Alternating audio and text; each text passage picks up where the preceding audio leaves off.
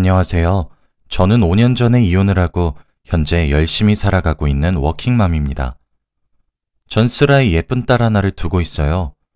제 이혼은 남편의 외도 때문이었습니다. 결혼을 했던 5년 전에는 정말 세상이 무너지는 것만 같아서 정말 힘들고 지친 하루의 연속이었고 해서는 안 될 선택까지 고민하며 시간을 보냈어요. 마음속엔 악만 가득 찼고 어떻게 하면 저 나쁜 것들한테 복수를 할까 하는 생각으로 하루를 버티고 버텼습니다. 정말 잊고 싶은 끔찍한 기억이었어요. 기억을 지울 수 있는 기회가 주어진다면 당장이라도 지우겠다고 할 정도였죠. 딸아이를 보며 괜찮을 거라 수없이 다짐하고 감정을 추스리고 다스리다가도 밤중에 화가 치밀어 벌떡벌떡 일어나곤 했습니다. 그런데 얼마 전 제가 묵혀왔던 오랜 원한을 풀고 왔습니다. 이걸 여러분들께 얘기하면서 털어놓고 나면 이젠 저도 정말 괜찮게 살 수 있을 것 같아서 사연을 보내봅니다. 남편과 저는 2년 동안 연애를 했어요. 여자들에게 촉이 있다고 하잖아요. 남편이 다니는 회사의 같은 팀원이었던 여자가 하나 있었습니다. 그 여자는 남편의 대학 후배면서 남편 밑으로 들어온 회사 후배이기도 했어요. 연애를 하면서도 그 여자가 유독 거슬리더라고요. 연애 시절에 남편과 함께 밤을 보내며 분위기를 한번 잡아볼까 싶으면 그 여자가 오밤중에 고민이 있다며 남편에게 연락하기 일쑤였고 남편을 불러내어 술자리도 자주 가졌거든요. 저를 보면 항상 생글생글 웃으며 안녕하세요 언니 하니 웃는 얼굴에 침을 뱉을 수도 없었죠. 전 당시 남자친구였던 남편에게 행실을 똑바로 하라고 할 수밖에 없었습니다. 어차피 여자친구는 저였으니까요. 남편은 제가 너무 예민한 여자라며 그 여자와는 대학 후배이자 회사에서 같이 일하는 후배 팀원일 뿐이라며 걱정하지 말라고 제게 말을 하더라고요. 그래서 전 그 말을 믿었습니다. 남편에게 엄청나게 친한 척을 하고 제가 동석하는 술자리에도 남편 옆자리에 앉아 애교 있게 웃는 꼴을 보면 속이 뒤틀리기도 했고 발발거리며 여우처럼 행동하는 여자가 기분이 나빴습니다. 그러던 도중 남편에게 프로포즈를 받게 되었어요. 2년의 연애 끝에 우린 결혼에 꼴이 나게 되었고 법적인 아내가 되었죠. 어쩌면 안심했던 건지도 모릅니다. 남편도 법적으로 가정을 가지게 되었으니 유혹에 넘어가지 않으리라 철석같이 믿었으니까요. 우린 신혼여행을 갔다가 아이를 선물 받았어요. 인생에 한 번 있을 신혼 시절을 알콩달콩 길게 보내지 못하는 현실은 조금 서운했지만 그럼에도 불구하고 아이가 찾아온 것은 너무 행복한 일이었어요. 임신이 체질이었던 것인지 입덧 한 번 하지 않았습니다. 뱃속에 있었던 아이도 너무 순했고 임신 기간에도 회사를 다니며 일을 했어야 했는데도 불구하고 몸은 전혀 힘들지 않았죠. 임신 사실을 알게 되고 몇 달이 지났습니다. 그때쯤 남편이 회사 일이 많이 바빠졌어요. 저희 양가 모두 지원을 해주실 형편이 아니었기에 저희 형편도 그리 넉넉하진 않았습니다. 남편은 식구가 하나 더 늘고 아이를 케어하려면 제가 휴직계를 내고 아이를 조금 돌보다가 복직해야 하는데 그러기 위해서는 지금 무리를 조금 하는 한이 있다고 하더라도 열심히 돈을 벌어야 한다고 한다더군요. 맞는 말이었습니다. 전 유난스러운 임산부가 아니었기 때문에 가능했던 것 같아요. 밤낮 가리지 않고 주말에도 일을 하러 나가는 남편을 보니 마음이 아팠어요. 남편의 모든 행동이 저와 아이를 위해 하는 값진 희생이라고 생각하니 정말 고마웠죠. 남자는 결혼하면 철이 든다더니 진짜인 것 같았습니다. 출산이 임박하게 되면서 회사에 휴직계를 냈어요. 밤에 혼자 잠에 들기도 했고 일어나면 남편이 이미 집에 없는 현실이 너무 외롭기도 했지만 제가 투정을 부리면 안 된다고 생각했어요. 저도 남편과 손을 잡고 주말에 산책을 나가며 데이트를 하고 싶었지만 얘기조차 꺼내기 미안해졌어요. 그렇게 우린 아이를 낳았습니다. 예쁜 공주님이었죠. 저와 남편의 예쁜 부분만 어쩜 그렇게 쏙쏙 골라서 닮았는지 눈에 넣어도 아프지 않겠다는 말을 전 그제서야 실감할 수 있었어요. 한 해 두 해 지나가면서 아이의 새돌이 되기 전이었던 어느 여름날이었습니다. 제게 메시지가 한 통 왔더군요. 익명으로 말이에요. 의아해하며 메시지를 확인했습니다. 그 메시지는 남편과 후배라고만 했던 그 여자가 함께 으슥한 골목에서 손을 잡고 나오는 사진이었습니다. 당신 남편 바람 피우고 있어요. 아무것도 모르고 있는 당신이 불쌍해서 알려드려요. 라는 짧은 문장도 첨부되어 있었죠. 기절할 것만 같았습니다. 누군지는 모르겠더라고요. 남편의 지인 중 한 명이겠거니 예상했습니다. 지금 생각해보면 정말 제가 얼마나 불쌍하고 안타까웠으면 제게 저렇게까지 하면서 알려주었나 싶기도 해요. 너무 믿기지 않으니 오히려 얼떨떨해지더군요. 그때부터 남편의 모든 행동에 의심을 품기 시작했습니다. 근데 익명의 제보자의 말이 진실이더군요. 남편은 바람을 피고 있었습니다. 상대는 정말 후배라고 말한 그 여자였어요. 먼저 남편의 공인인증서를 이용해 거래 내역 먼저 조회했습니다. 저는 남편이 외도를 하고 있다는 진실보다 더 충격적이었던 것은 외도의 기간이었어요. 남편의 값진 희생이라고 생각했고 열심히 돈을 벌기 위해 고생하는 남편에게 마음 한켠에 미안한 감정과 고마운 감정이 뒤섞여 있었는데 세상에, 남편은 제가 임신을 하고 몇 달 뒤 회사가 바빠졌다고 말해줬던 시기부터 외도를 해왔더군요. 그 시기쯤부터 결제 내역들이 나열된 걸 확인해 보았는데 정말 세상이 무너지는 것 같았습니다. 아이를 임신했을 때부터 지금까지 3년이 넘는 시간 동안 이미 둘의 사이는 깊어질 대로 깊어졌더군요. 아마 그때 느꼈던 감정은 겪어보지 못하면 아무도 이해하지 못할 거예요. 그날 저녁이 아직도 또렷하게 기억이 납니다. 남편이 퇴근하고 집으로 돌아오길 기다렸어요. 남편에게 프린트한 거래 내역을 던지며 어디 한번 해명해보라 소리를 질렀습니다. 그런데 그때 남편이 어떻게 했는지 아세요? 짐을 싸서 나가버렸어요.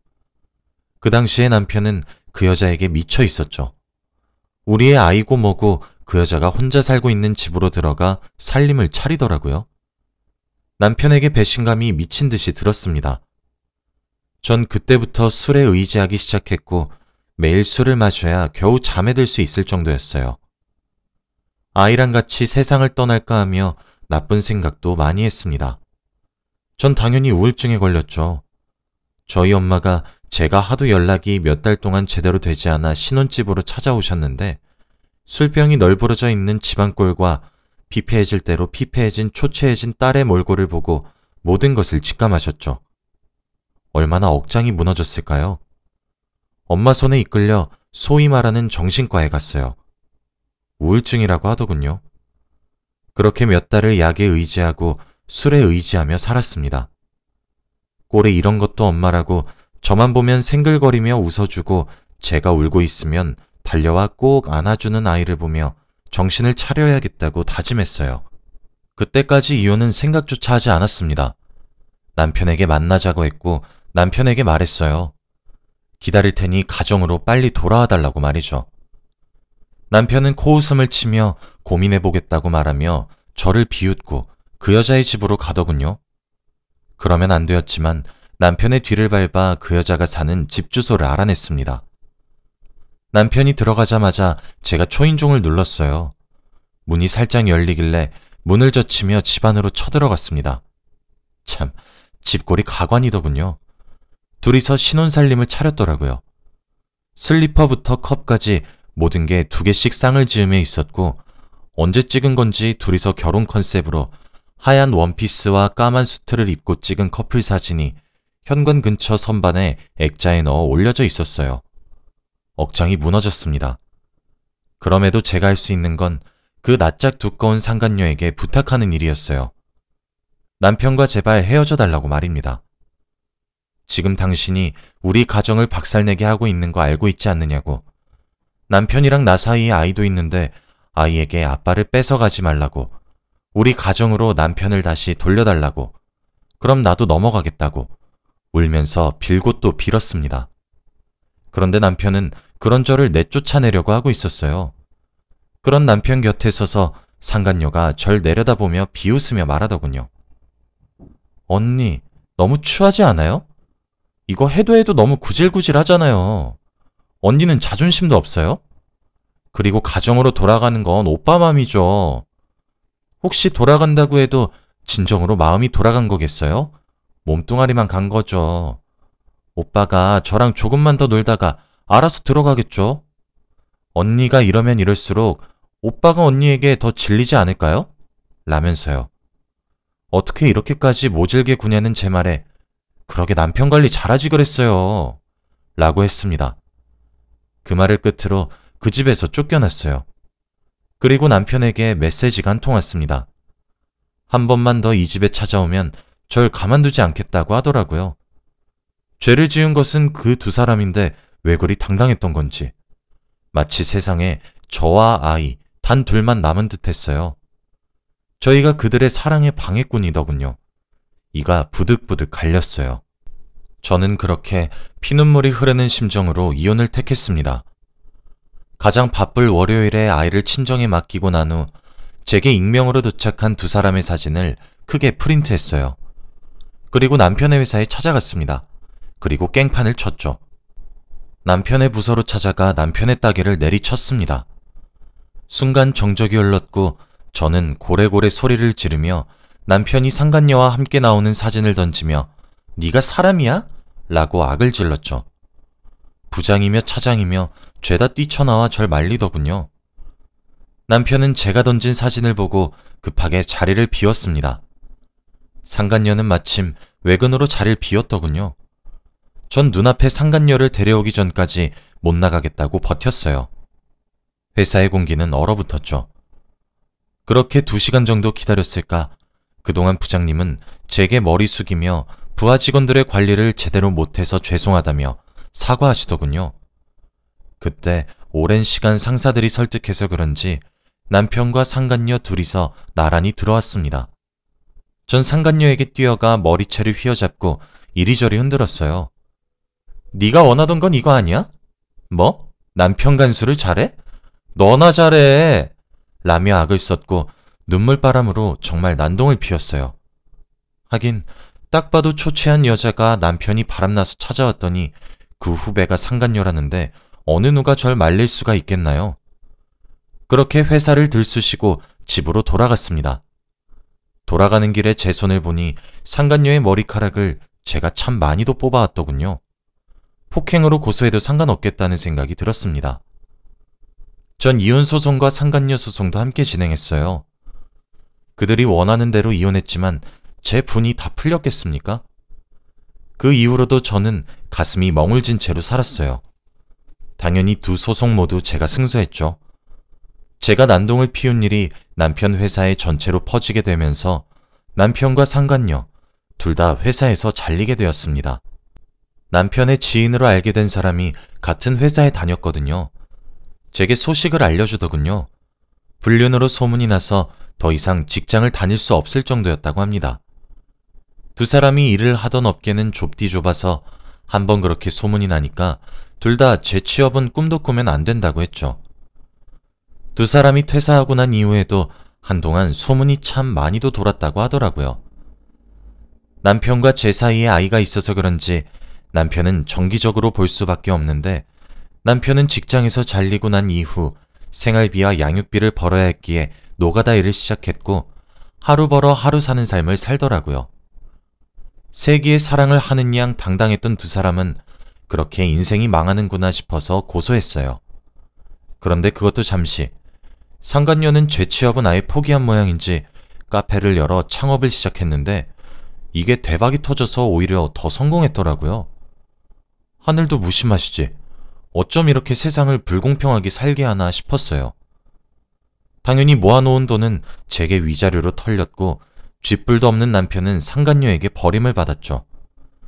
그냥 크게 망신 준 것으로 끝내자 하며 제 스스로 다독이길 몇 년이 지났습니다. 요즘엔 마케팅을 SNS로 하는 것을 아시나요? 저도 이게 증오인지 집착인지 모를 감정에 사로잡혀 그 여자의 가게 계정을 주기적으로 보기 시작했어요. 그렇게 알게 되었습니다. 상간녀의 결혼 소식을요. 천성이 발발거려 그런 건지 주목을 받지 못하면 죽는 병이라도 걸린 건지 SNS에 결혼을 준비하는 모든 과정을 올려놓았더군요. 시간과 장소까지 아주 상세히 말이에요. 그러면서 이제 운명의 짝을 만났으니 행복한 가정을 꾸리는 일만 남았다고 합니다. 디데이를 헤아리는데 얼마나 기가 찼는지 몰라요. 그래서 전 웨딩드레스처럼 아주 새하얀 원피스를 샀어요. 상간녀의 결혼식에 참석하기 위해서 말이죠. 그리고 대망의 상간녀의 결혼식 당일이 되었습니다. 저는 판결문과 익명으로 받은 사진 등을 문서 한 장으로 만들었고 수백 장을 프린트해서 챙겼어요. 다들 아실지 모르겠지만 상간녀 소송이 끝나면 판결문을 받을 수 있는데 판결문에는 피고자 원고의 배우자와 외도를 했다는 내용이 짧게 명시되어 있어요. 결혼식장에 도착했고 저는 신부 대기실을 찾아갔습니다. 그곳에서 절 알아본 신부의 표정이 얼마나 처참하셨는지 아시나요? 어찌나 웃기던지. 오랜만이야, 정희씨. 결혼 정말 축하해. 라고 말을 하고 함께 사진도 찍었죠. 소곤거리며 제게 여긴 어떻게 알고 왔냐고 하더라고요. 저는 나는 네가 결혼을 하면 결혼식장에 미친 듯이 찾아와서 회방 놓을 거야. 오늘이 그 첫 단추를 채우는 날이고 하며 같이 속삭여 주었어요. 제발 결혼을 무사히 하게 해달라고 속닥거리며 제게 빌더군요. 그러게 행실을 똑바로 하지 안 그래? 네가 하는 거 봐서 생각해볼게. 라고 말하며 전 일어섰고 나중에 식장에서 보자 정희씨 하며 식장으로 향했습니다. 저도 사람인지라 긴장이 되었어요. 시간이 지나 신랑이 입장했어요. 버진로드의 출발선엔 상간녀가 서 있었고 신부 입장을 나타내는 음악이 나왔죠. 그때 전 하객석에서 일어나 버진로드에 난입했어요. 신부를 빤히 바라보고 있으니 사색이 되어서 졸도하기 직전인 얼굴이더군요. 웅성웅성거리는 하객들과 당황하는 사회자의 발언들. 그때 저는 가방에 프린트를 해놓은 수백 장의 종이들을 하객석 온 곳곳에 뿌렸습니다. 아니, 거의 붓다시피 했어요. 그리고 신랑 측 부모님 쪽으로 가서 말했어요. 죄송해요. 귀한 아드님 결혼식에 이렇게 깽판을 쳐서요. 그런데 제가 아드님 구해주는 거예요. 상간녀였던 며느리를 맞으실 바엔 결혼이 엎어지는 것이 더 낫지 않겠어요? 라고요. 제가 준비한 종이들이 온 곳에 뿌려져 있는 그 장면은 정말 장관이었습니다. 아무도 저를 말리지 않더라고요. 모두 넋이 나간 듯 했어요. 당장 쫓아내지 않고 뭐하냐는 신부의 절규에 전 그대로 식장에서 쫓겨났습니다. 그래서 그 이후 결혼식은 어떻게 된 건지 잘 모르겠어요.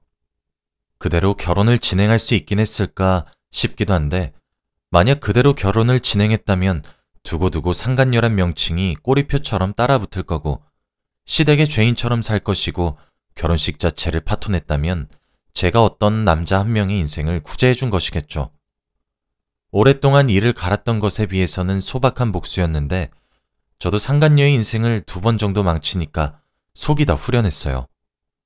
그렇게 깽판을 치고 온 날 이혼을 하고 처음으로 깊게 잠이 들 수 있었습니다. 복수를 해서 그런지 마음에 평화가 찾아오더라고요. 저는 사람 인생을 망쳐놨으면 그만한 벌을 받아야 된다고 생각합니다. 남의 가정을 파탄내놓고 행복한 가정을 꾸릴 생각을 하다니 정말 괘씸한 생각이 들잖아요. 양심도 없지. 여자가 한을 품으면 온유월에도 서리가 내린다고 남에게 씻을 수 없는 커다란 상처를 입힌 사람들 모두가 같은 경험을 했으면 좋겠습니다. 저는 이혼 후에 아이와 여행도 다니고 여러 추억을 쌓으며 살고 있어요. 다행스럽게 아이는 착하게 잘 자라주었고 곧 초등학생이 되어요. 제가 이젠 정말 상처를 딛고 잘 이겨내서 씩씩하게 딸을 지키며 살 수 있게 응원해 주세요. 그리고 한 가지 더 말해드리고 싶은 것은 너무 참고 사시지 말란 말을 하고 싶네요. 참는 것이 능사가 아닌 것 같더라고요. 제 긴 이야기를 들어주셔서 감사합니다. 모두 행복하세요.